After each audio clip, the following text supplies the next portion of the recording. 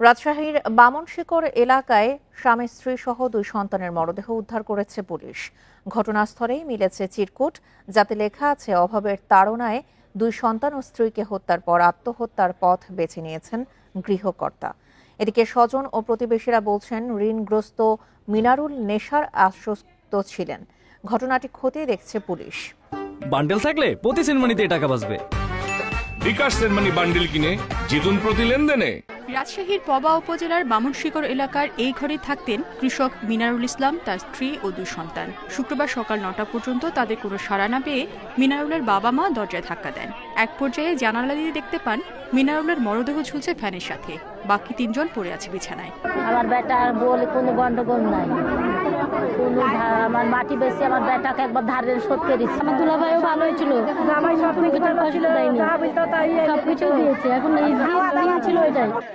স্বজনরা বলছেন মরদেহের পাশেই মিলেছে চিরকুট, যেখানে লেখা ঋণে জর্জরিত মিনারুল অভাবের তাড়নায় স্ত্রী সন্তানকে হত্যা করে নিজে আত্মহত্যার সিদ্ধান্ত নিয়েছেন। এদিকে স্বজন ও প্রতিবেশীদের দাবি নেশা ও জুয়া খেলার অভ্যাস ছিল মিনারুলের। সেরকম ঋণ নাই এই দেশের কথা, এখন তাছাড়া তো ধরেন যে 1 লাখ 2 লাখ টাকা লেগে এরকম একটা বড় দুর্ঘটনা কেউ করবে না।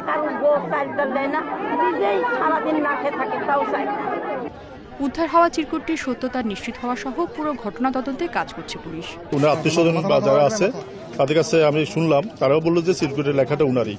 তো উনার লেখা যেহেতু উনি নিজের আর্থিক অবস্থা, ঋণগ্রস্ততা এগুলো তো উল্লেখ করছে।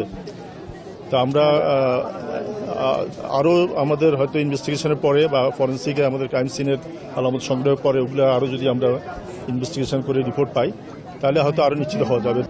নিহত মিনারুল মনিরা বেগম দম্পতির 2 সন্তানের মধ্যে ছেলের বয়স ছিল 13 বছর ও মেয়ের 18 মাস। Independent news.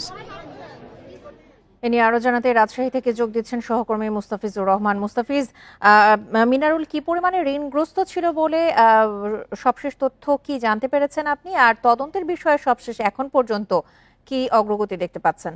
দেখুন, নিহারুলের মৃত ঠিক তার মরদেহর পাশে যে চিটকুটটি পাওয়া গেছে সেখানে 2টো বিষয় সে স্পষ্ট ভাবে উল্লেখ করেছে। সেটা হচ্ছে তার একটি হলো ঋণগ্রস্ত, আর একটা হলো তার অভাব অনটনের কারণে তার যে আত্মহত্যা বা পরিবারকে সপরিবারে হত্যা যে বিষয়টি উঠে এসছে সেটি কিন্তু উল্লেখ করেছে। এবং এই বিষয়টি নিয়ে কিন্তু একটি কথা আসছে যে এখানে যারা তার স্বজনরা রয়েছিলেন তারা বলছিলেন যে ঠিক নিশ্চিতভাবে কেউ বলতে পারছেন না, তবে তারা অনেকেই বলছিলেন যে তার 4টি কিস্তি ছিল এবং 4টি কিস্তিতে তার প্রায় 1 থেকে 1.5 লক্ষ টাকার মতো তার ঋণ ছিল এবং অভাব অনটনের যে বিষয়টি সেটি কিন্তু স্পষ্ট।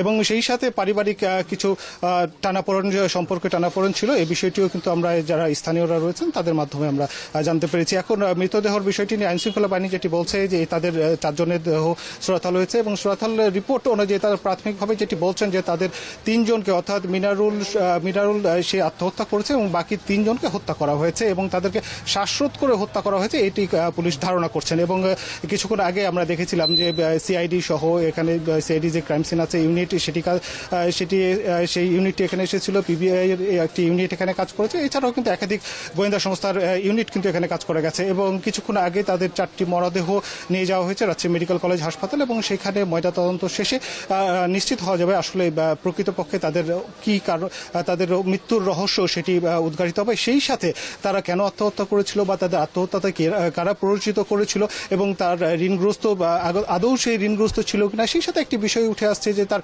নেশাগ্রস্ত এবং তার জুয়া খেলার অভ্যাস, এই ধরনের 2টি বিষয় কিন্তু উঠে এসেছে।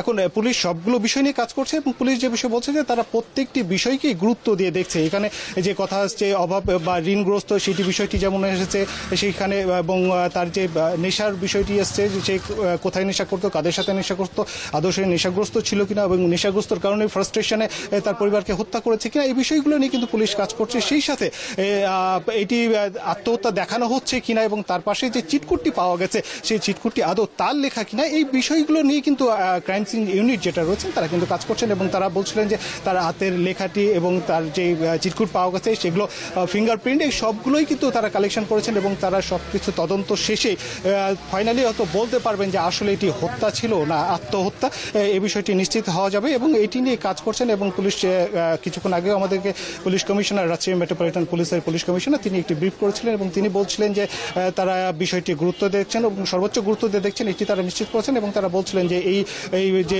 4 জনের যে মৃতদেহ উদ্ধার করা হয়েছে এবং এই মৃত্যুর রহস্য উদ্ঘাটন হয়তো দ্রুতই তারা উদ্ঘাটিত করতে পারবেন এবং সেই সাথে ময়নাতদন্ত রিপোর্টটিও কিন্তু গুরুত্ব বহন করে এবং তারা বলছেন যে ময়নাতদন্ত রিপোর্টটি আসলে হয়তো তারা একটি সিদ্ধান্তে উপনীত হতে পারবেন আসলে এই যে 4টি দেহ পাওয়া গেল, মরদেহ পাওয়া গেছে, এর প্রকৃত হত্যা বা এর মৃত্যুর কারণটা কি, হত্যা না আত্মহত্যা, এটি হয়তো নিশ্চিত করা যাবে। এই ছিল রাজশাহী থেকে সর্বশেষ। রাজশাহী থেকে জানাচ্ছিলেন সহকর্মী মুস্তাফিজুর রহমান।